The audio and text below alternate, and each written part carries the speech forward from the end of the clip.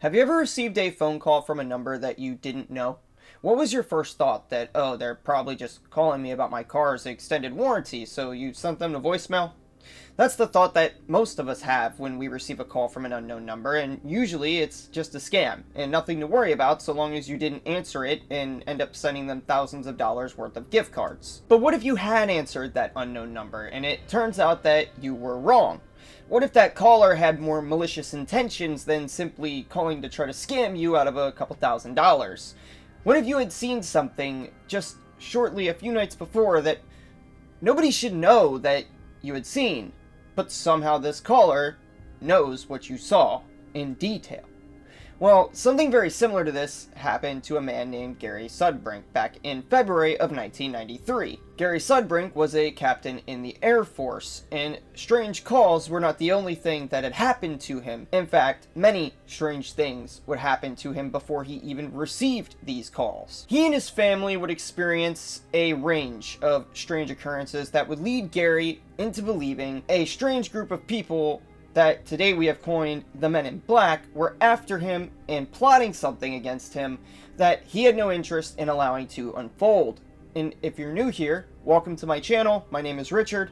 This is our first episode of a new series that we're doing called the Men in Black Files. Now, let's begin with the full story of Gary Sudbrink. As I mentioned earlier, the phone calls were not only the main thing that happened to this 27-year-old Air Force captain. In fact, he would experience a multitude of strange occurrences. To truly put all of this into perspective, we have to go back before any of these strange occurrences even took place. Or I should say, took place and involved Gary himself. You see, Gary lived by himself in Texas, but his family and many of his friends lived in New York, which is where he grew up. This meant that in order to see his family, he would have to go to New York every so often to see them. And in 1992, a year prior to these strange phone calls that Gary would inevitably receive when he visits his family, Gary's father had also investigated an alleged UFO crash with a group of researchers from the Long Island UFO group, and witnessed a UFO with Gary's uncle just a couple weeks prior when they were visiting West Virginia. That makes it a little more strange when you actually get into the context of what happened in these phone calls, and you need to keep all of these close encounters that Gary's father had in mind when they become relevant later, as the caller will say some things that will spark Gary's father's interest, if you will. But the strange occurrences for Gary and his family actually started back in 1992, not long after Gary's father had first investigated this alleged UFO crash. And when the alleged calls happened, it was only a couple of weeks prior to these calls that Gary's father had actually seen a UFO over West Virginia, just to put this into context. Now, Gary had a younger brother, and his name was Steven, and Steven was actually on his way to his wedding back in 1992 when the first occurrence happened. As when he was on his way to the wedding, he saw what he believed was his brother's car driving alongside him. They were rather close to one another and heading in the same direction. But this didn't really make any sense to Steven, because Gary should have already been at the wedding, and Steven should have actually been there after Gary. So Steven had just assumed that maybe this car was just someone similar to Gary, or similar to Gary's car, and really didn't think anything much of it until the car pulled up directly next to Steven. When the car pulled up directly next to him, he could actually see the driver, and the driver indeed was his brother Gary. However, it was weird because his brother was making strange faces at him, distorted faces that, quite frankly, creeped Steven out. And he assumed that Gary was just trying to play a prank on him during his wedding day, and this kind of upset Steven, because this was supposed to be his special day. However, when Steven would arrive at the wedding, he would find that Gary was already there. And obviously this confused Steven a bit, but he goes up to Gary and he says, "Hey, why were you messing with me on the way here? You were making strange faces at me. What's your deal, man?" And Gary seemed to have no idea what Steven was talking about. It turns out that Gary had actually flown from Texas, and his car was not there. It was actually back in the garage in Texas. However, Steven really didn't believe Gary because he knew what he saw, and this sparked an argument between the two brothers, But that's as far as this would go. Obviously, Stephen wasn't happy, but Gary was just confused and didn't really know what to make of this situation. But with the power of hindsight and with this information in mind, we could surmise that someone may have been impersonating Gary, or maybe it could just be a coincidence that somebody that happened to look an awful lot like Gary with the exact same car would try to mess with his brother Stephen. I know that doesn't really seem plausible, it's kind of ridiculous, but hey, it's a theory. And as I mentioned, Gary was a member of the Air Force in the early 1990s, and this is going to become more relevant. I'm talking back to the doppelganger part of it, which Stephen claims to have seen, when we get to the phone calls later in the story.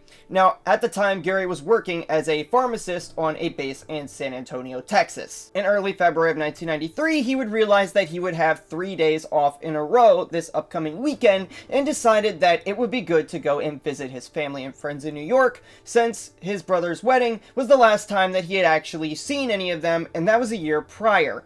So he decided to jump on the opportunity and catch a flight to New York City. Another strange occurrence would happen to Gary, though, the afternoon before Gary was supposed to leave for New York. And this would actually cause Gary to want to speak with his father about this strange occurrence. You see, he was alone in his apartment and heard a strange noise coming from out back of his apartment that sounded like rotors from a helicopter. This helicopter sounded like it was right next to him, and this prompted Gary to get up and walk out back onto his balcony so that he could try to see what was going on. Gary saw just past the fence of his apartment a helicopter that was hovering about 20 feet off the ground and pointed directly in his direction, facing his apartment. And Gary, just as most people would think, thought this was strange. I mean, why would there be a random helicopter in my backyard? Gary was a bit nearsighted though, so he had to run into his apartment and grab his glasses so that he could actually see the details of the helicopter better and maybe try to figure out who this helicopter belonged to. However, Gary was a bit too slow, and by the time he got back from grabbing his glasses, the helicopter had already risen in altitude, and Gary could no longer make out the details of it as he watched it fly away. And as anyone would, Gary wondered why a random helicopter would be out back of his apartment facing him, and what they could possibly want with him if it was at all actually related to him. I mean, what person or agency with enough money would actually take up an interest in Gary and simply stalk his apartment with a helicopter? I mean, it's kind of ridiculous, and because of this, Gary did try to shrug it off, thinking, well, maybe it's just pure coincidence and it's nothing. And Gary just wasn't sure about the situation.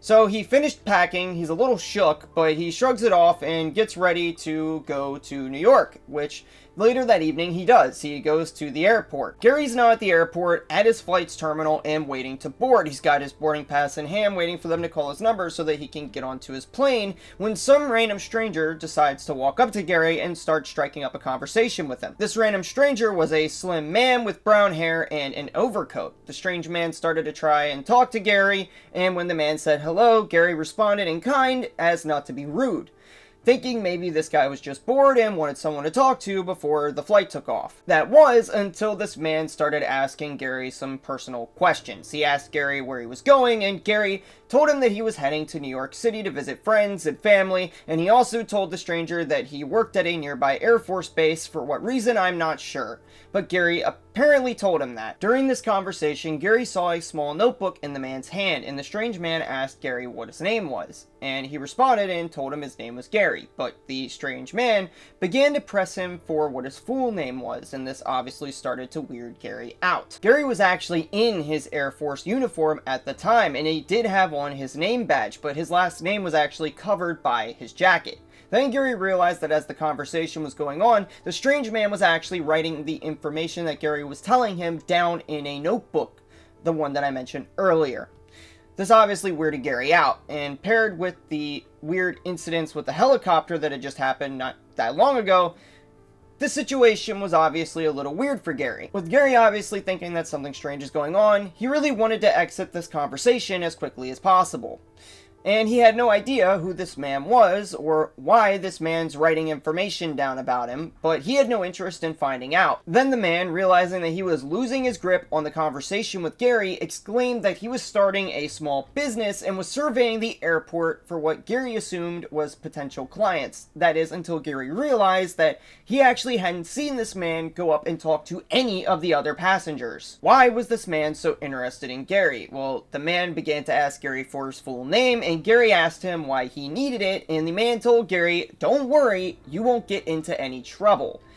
This obviously made no sense to Gary and only served to weird him out even further. Gary was getting fed up and was desperately looking for a way out of this conversation, and his row was called just at that time, so he immediately grabbed his things, said goodbye, boarded the airplane, and said not another word to the strange man that had been asking him these weird questions just moments prior. Gary anxiously boarded his flight, still weirded out from the encounter with that man, when another man with long hair and glasses took a seat directly next to Gary. This man also began to strike up a conversation with Gary, although weirded out by the previous interaction, Gary really didn't think this one was quite as unusual. He had assumed that since he'd be sitting next to this man on their entire trip to New York, that this conversation didn't really seem all that out of the ordinary, so they talked for a bit until another passenger holding his boarding pass came up and told the man, "Hey, you're in my seat, you need to move." The man complied, got up, and allowed the passenger to take his seat, and then proceeded to move across the aisle from Gary and continue to try to talk to Gary.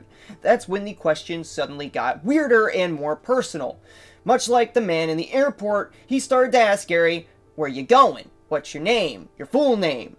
Those sorts of questions. Then he proceeded to ask when Gary would be returning to his home in Texas. Finally, a stewardess would come up to the man and tell him, "Hey, buddy, you're in the wrong seat. You gotta go to your actual seat." So the man stood up, stood next to the emergency exit just a row away from Gary, and the man, knowing that he would have to move soon, began to pelt Gary with even more questions. These questions still were similar to what the man in the airport terminal had been asking. How long would he be in New York? Gary refused to answer any of these questions. "What's your full name, Gary?"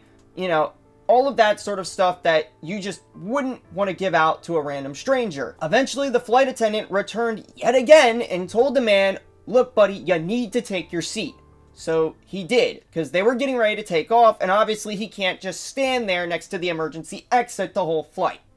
The man's actual seat turned out to be much further back on the plane, and Gary did not see this man again for the entire remainder of the flight. Obviously, both of these interactions left Gary a bit creeped out, thinking maybe it was possible that these men were planning to rob his house. Gary decided to call his landlord upon landing and asked if they would keep an eye on his apartment while he was away, explaining that he thought that these weird men may be planning to burglarize his home. He then got into a cab and headed to his parents' place, and when he made it to his parents' house the next evening, Gary had a conversation with his father about the helicopter that had been hovering around his property just the day prior. Gary's father thought that this was weird, not just because it was a strange story, but also because he had also seen a helicopter flying over his house earlier that same day. This didn't do Gary any favors. Gary then decided that he wanted to try and meet up with his friend Mike, so he gave Mike a call because he hadn't seen Mike in a long time. Mike answered the phone and he told Mike that he was in the area, and Mike responded saying, "Wow, you sound better already." And "Yeah, I know, Gary, you just told me 20 minutes ago you were in the area, we just spoke on the phone." This obviously confused Gary, since Gary had not actually called Mike, and he hadn't told anybody that he was planning to come to New York. Mike explained that somebody which sounded exactly like Gary, but a little bit sick and with a staticky phone connection, had called him and told him that he was in the area and wanted to meet up. The person had also told Mike that he had flown in to a different airport than the airport that Gary actually flew in from. Gary was obviously confused and had no clue what to make of any of this. Suddenly, a beeping began on the phone line, signaling that another call was trying to come in. At this point, it was 10:30 p.m., and Gary had assumed that this has to be important because of how late it is, so he quickly tells Mike, "Hey, there's another call coming in, I gotta answer this, I'll call you back." He went ahead and answered the call, and this call was extremely weird. Gary realized almost immediately that he would need to record this conversation. He hit the record button on the answering machine and kept the conversation with the strange voice on the other line going. The voice on the line was a strange, inhuman, almost robotic sounding voice. This voice would proceed to repeatedly call Gary, and this would be the first of many weird phone calls that Gary would receive while he was at his parents' house that night.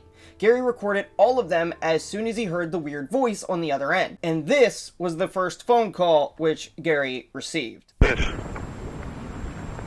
I'll tell you who it is. Hello? Yeah. Do you want to speak to him? It's Gary Sudbrink there. Yeah, who's this? Steven? Are you playing games with me or what? Huh? Steven, if you're playing games, I'm going to kick your ass. So how long are you going to be back from Texas? Huh? You're being impersonated by the other voice. Yeah, this is you, Steven, you idiot. You're pissing me off. You jerk. I'm going to get you on... Let's see what it says. Review. One new call out of area. Is Steven out of the area? How long are you going to be back from Texas? Wait, say that again? You're being impersonated by the other voice. Wait, hold on. Is Steven out of the calling area or what? How do I know? What do you mean you don't know? He's in Queens. Well, who are you talking to? I don't know who the fuck. Hello? Hello? It's Gary Sudbrink there.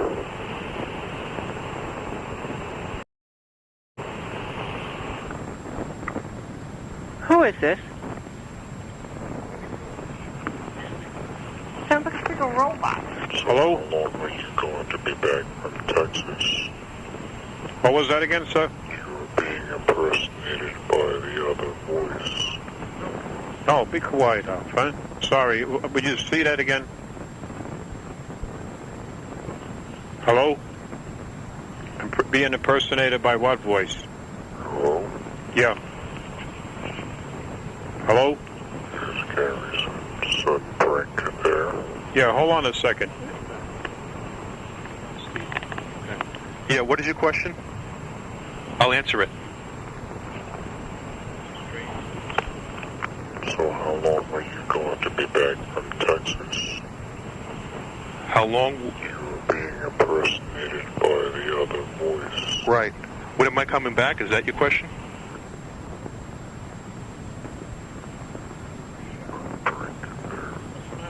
Okay, there was a break. Hold on. You want to know when I'm coming back to Texas?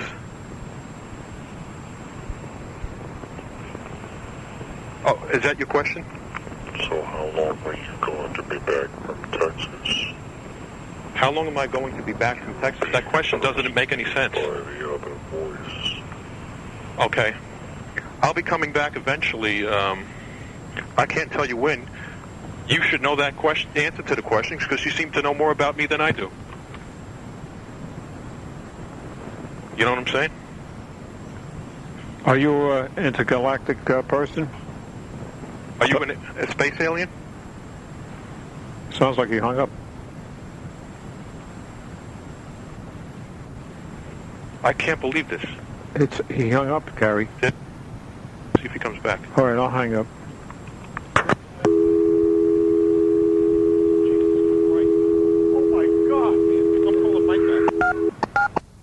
When Gary first answered the phone, he assumed that it was his brother Steven calling and trying to play a prank on him. But with the realization that it's an out-of-area number, coupled with the phone static and all the weird occurrences that had happened to Gary earlier that day, he became a bit more concerned with what these calls may actually be all about. As Gary mentioned, the caller phrased his words strange, pointing out during the call that the question, "How long will you be back from Texas?"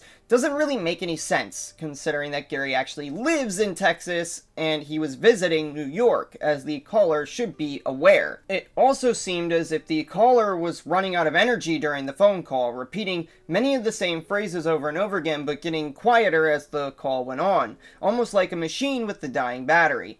Gary thought that it was weird and almost like someone was trying to play a prank on him. He figured maybe somebody had a soundboard and was repeatedly playing the same creepy phrases slowed down over and over again, but at the time, soundboards were not that readily available without being in something like a professional studio. Don't forget this was in the early 1990s, and at points the caller was actually interactive enough to make Gary believe that it couldn't possibly have been somebody playing a prank on him, and it actually had to be somebody on the other end of the phone.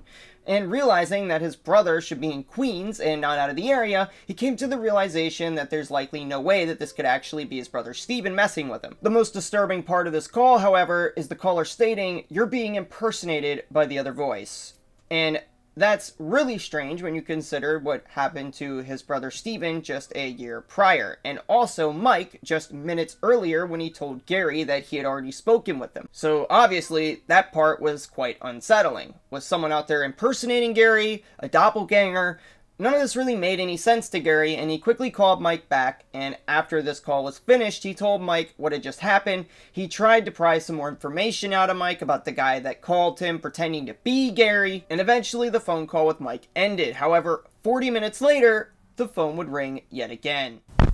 What is your question? Yes, speaking.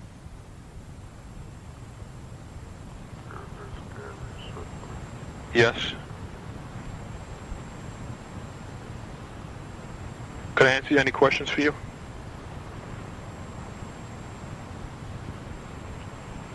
Are you back from Texas?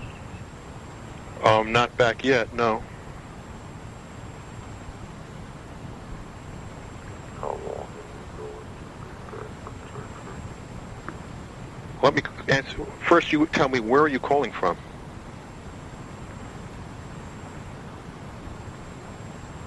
This is Gary Sudbrink.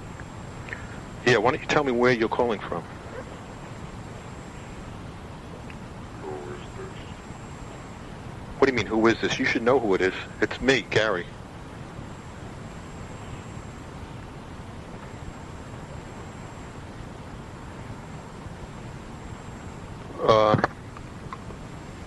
Wait, let me ask you this question. Where are you calling from?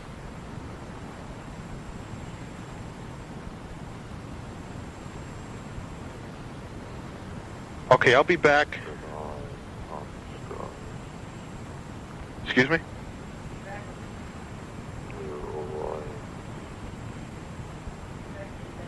I can't hear too well.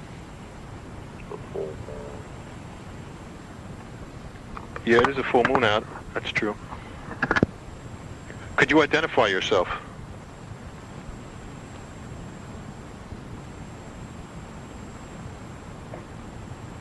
Identify yourself. Why are you calling me? Excuse me?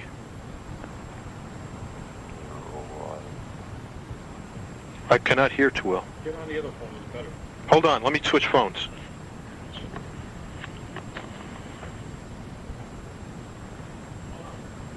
Okay. Okay, hold on. Now, who are you?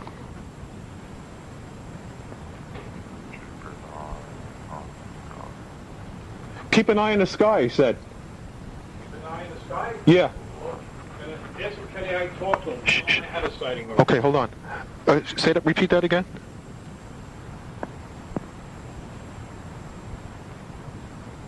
Please repeat.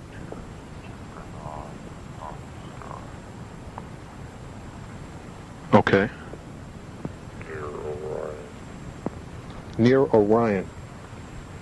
Holy mackerel. Tonight or guess on when? The full moon.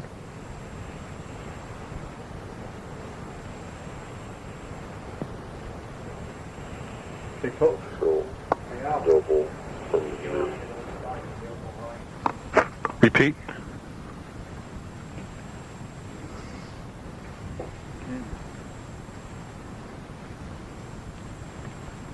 Tell them I like you. Okay, repeat last word. I'm hearing static. Tell him I like to talk to him.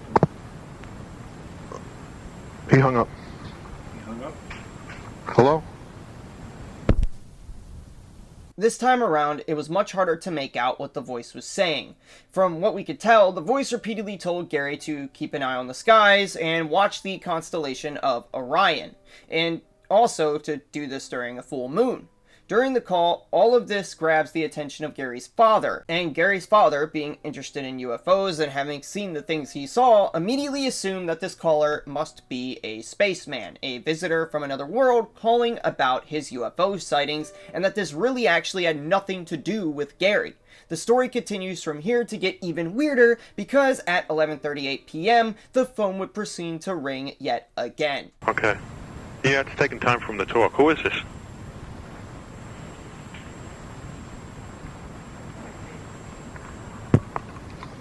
Stephen, this is not funny, you know. Brian, it's not Steven. What do you mean, Brian? I mean, Gary. How do I know it's not Stephen? It's not Steven. Hello? I had a UFO experience in West Virginia, which you probably know. And I know that you're into an intergalactic person. Can you speak a little louder? Sir? Can you speak a little louder? Louder? Let me speak to him, Dad. I guess I don't know what. All right, I'll hang up so you can talk to him. He wants to talk to you. Okay. Hello, can I help you? Hello. Yes. You're Gary Sudbrink. Yes, that's me. Your name is Gary Sudbrink. Yes, could you please identify yourself?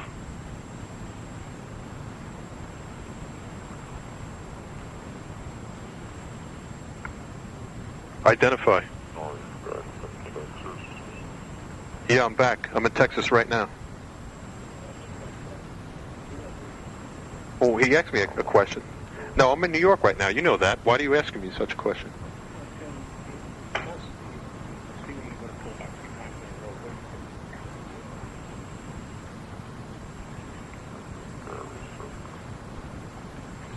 Yes.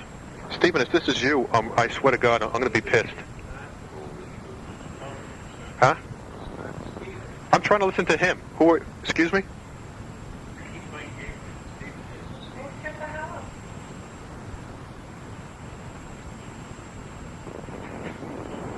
Okay. Eventually I'll be back from Texas. Could you speak more? Please speak more.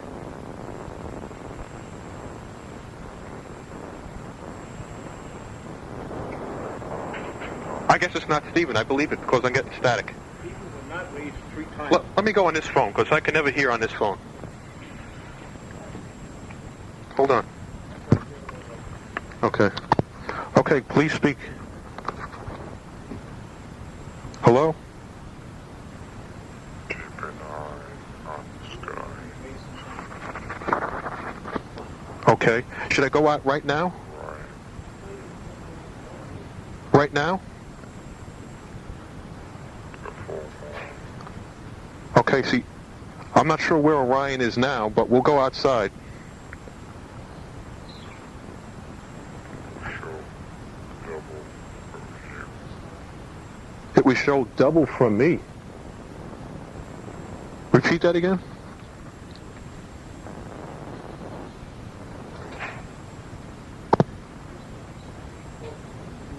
Gary starts this call, again calling out the caller for probably being his brother, hoping that this is just a prank, but quickly admits that there's really no way that this could be Steven because of the static on the other end of the call. At this point, Gary is clearly disturbed, you can hear it in his voice. And to make things even creepier, the strange voice on the other end of the call says, "We show double of you," which obviously grabs Gary's attention since he's already concerned that someone may be out there now impersonating impersonating him. The caller also continues to tell Gary to keep an eye on the skies and to watch Orion. During this phone call, Gary's dad was actually listening in on the other line and could hear the strange voice, but he could barely make out what the voice was saying. Almost as though with each call and strange new message, the caller was running out of energy. This may very well have been the case, since the Sudbrink family wouldn't receive any more calls that night from the strange voice. Gary and his family then decided to head to bed, but the thought of the mysterious calls haunted him for the rest of the night, as he had no idea what was going on, and he's just sitting there in bed thinking, am I being impersonated? Is my house about to be robbed when I get home? Could the helicopter and strange man at the airport have anything to do with these mysterious calls? All of these thoughts were circling Gary's mind as he laid there in bed that night, and even stranger is that this call happened while Gary was on the phone with his friend Mike, and Mike had just told him about a strange caller that was impersonating Gary. It was as if the strange caller that had called Gary was actually spying and listening in on his phone call with his friend Mike. Now, maybe this could be a coincidence, but the timing is definitely odd, and the next day went by without anything weird happening until about 10:21 p.m. the next night, when the Sudbrink phone would ring yet again.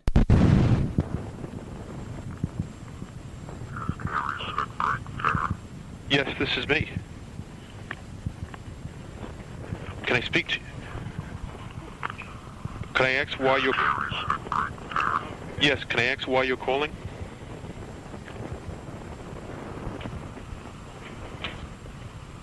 Can I please ask... Yes, this is. Yes, that is me.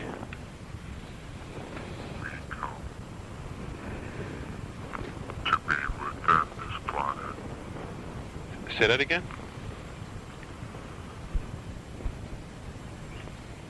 This planet. Leave?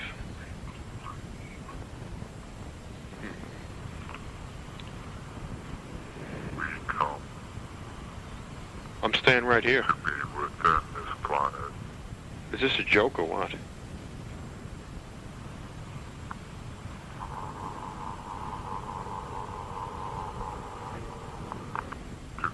To many. To be contacted. As the same with you.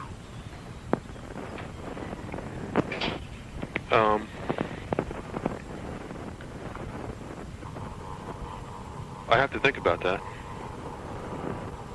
I'd like to see you. To many. To be contacted. As the same with you. Hey, let me tell you something. I've been listening to you, and I've had contacts with you. Beware. Government interference. Government interference? You have? Please explain what type of interference. Beware. Okay. Government interference. Visitations to be disrupted by them. Appears. Sun will rise from dark side of world. No. The sun will rise from the dark side of the moon. Okay, what branch of the government?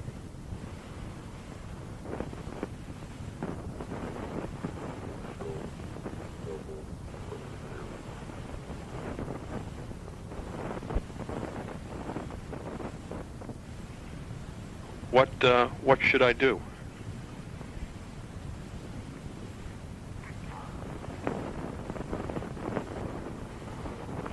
Beware. Government interference. Visitations to be disrupted by them. Okay. Is that good for me or bad? They hung up. Yeah. As you guys can probably tell, this call was much different than the previous calls. Short of the familiar "is Gary Sudbrink there" line, we get a whole host of new information, with the most interesting part being comments about government interference, which Gary asked, "Is that good or bad for me?" He doesn't know. He has no idea what this caller is talking about. Maybe the government was aware of the impersonator and attempting to stop them, or maybe the government was impersonating Gary. Neither one is really good news. The caller also mentions that the government is blocking visitation, almost seemingly insinuating that the caller was an extraterrestrial being from the constellation Orion and was attempting to visit Gary, but being stopped by the government interference.